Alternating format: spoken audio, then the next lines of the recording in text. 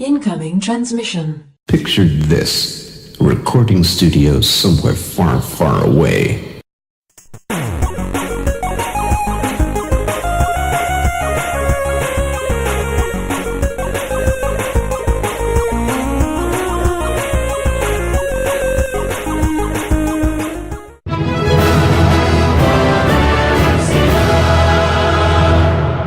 Welcome, Watchers of Illusion, to my Castle of Confusion on the 7th of January. I'm looking at a game that was never officially released on the arcades, but it was released by Surmex, that's how you pronounce it, and released basically on main boards. So the only way you can actually play this is through an emulator. So there you are. It's I'm guessing it's like an unofficial sequel then to Snow Brothers 2, but weirdly, there's no snow. You turn everybody into giant footballs, and I'm not quite sure what's going on, but never mind. It's one of those things, I think. It's a bit Bubble Bobble-esque, isn't it? In some respects, because you've got the enemies on the screen, you throw things at them, blah blah blah. So yeah, it's basically a Bubble Bobble clone, but then I suppose Snow Brothers was as well. But there you are. So yes, you clear screens by clearing enemies, which are quite cutesy, I suppose. I'm not sure what the main characters are supposed to be. They've gone from being snowmen to these weird, like, imp-looking creatures, which is a bit strange. But there you are. Enemies are quite varied, I suppose. The control method's fairly simple. It's basically jump and, well, turn people into footballs. Multiple attacks will turn them into footballs. Then you can just go and kick them around the screen, and there you go. I always start the level with a little bit of invulnerability, which is quite nice. Invulnerability, I should say. And if you manage to catch any enemies in your football rampage, then you can get goodies. That could be treats, it could be speed-ups, it can be power-ups, whatever you can get. So I've got the speed-up now, which is quite evident. Blimey, you can shift. But it doesn't really bring anything new to the table, apart from that, for some unknown reason they turn them into football players. I don't know. It just doesn't bear any resemblance to the original, apart from the fact you're kicking, you're actually converting them into something you can throw around the screen. But that's about the only similarity between the other two games. I think this was the only release from this studio as well. They didn't do anything else. This was it. But yes, it was never officially released in the arcades. So yeah, if you've got MAME, you should be able to have a go at this yourself. I'm not doing very good at this. The game over screen's a bit strange. Big, horny skull in a circle. Great! That'll appeal to all your kiddies out there. It's very much a children's game by the look of it, but that kind of, yeah, doesn't scream child-friendly to me, but never mind. The game itself is, and there's some like Jason Voorhees-looking characters on the screen as well, which is a bit odd. The sort of melt animation is there. If you get killed, then your character does sort of wilt. So that's kind of reminiscent of Snow Brothers as well. But other than that, the game it just doesn't bring anything new to the table. I don't even think that turning them into footballs is anything new, particularly. Soccer Kid on the Amiga, for example, that already dealt with footballs way before this game was even conceived. So, and 2002, quite late into the life cycle of this sort of arcade game as well. So whether they thought there was a market for it at that point, I don't know, but the fact it was never released into the arcades officially sort of tells me that it wasn't very well received.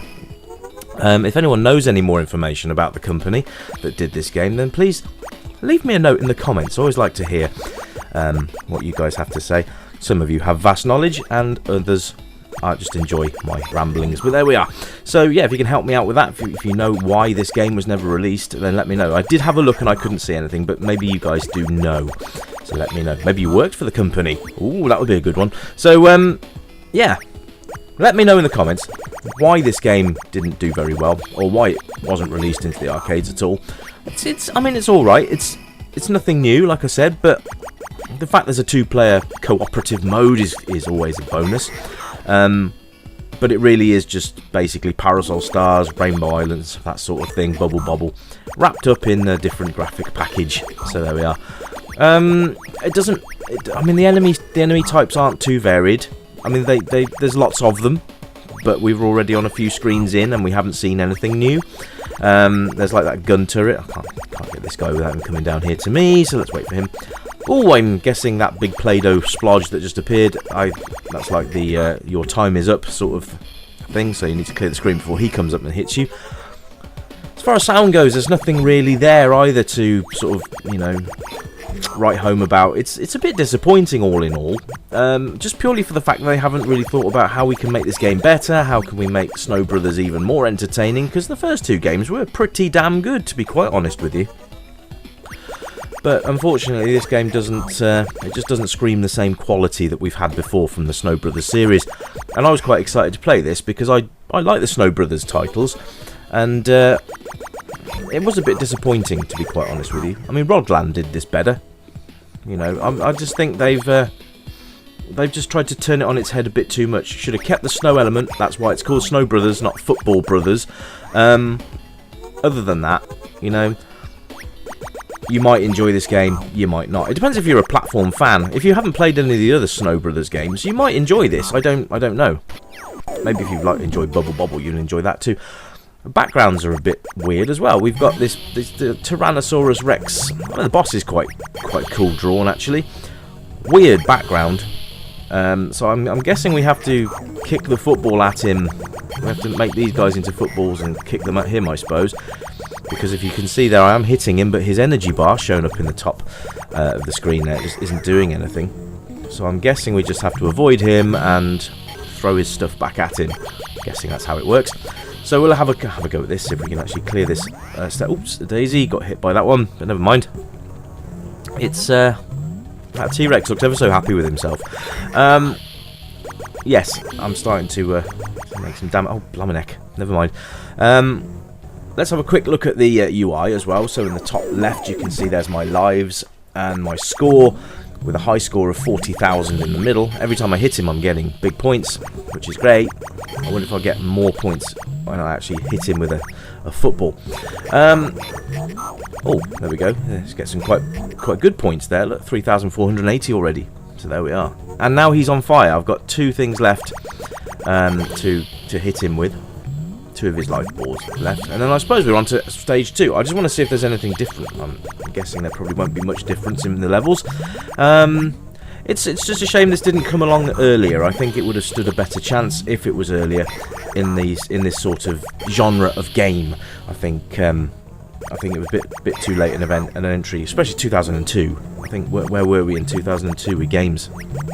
I think we were a bit past this, but. It is what it is, you know, it's a platform game, it's a multiplayer game, never saw the light of day in the arcade, so it's a bit of a novelty, I suppose, which is alright. Anyway, guys, that's about it from me today. I'll be back very soon with a brand new review, so keep it retro, everybody, and I will catch you next time. That's a very big bye for now!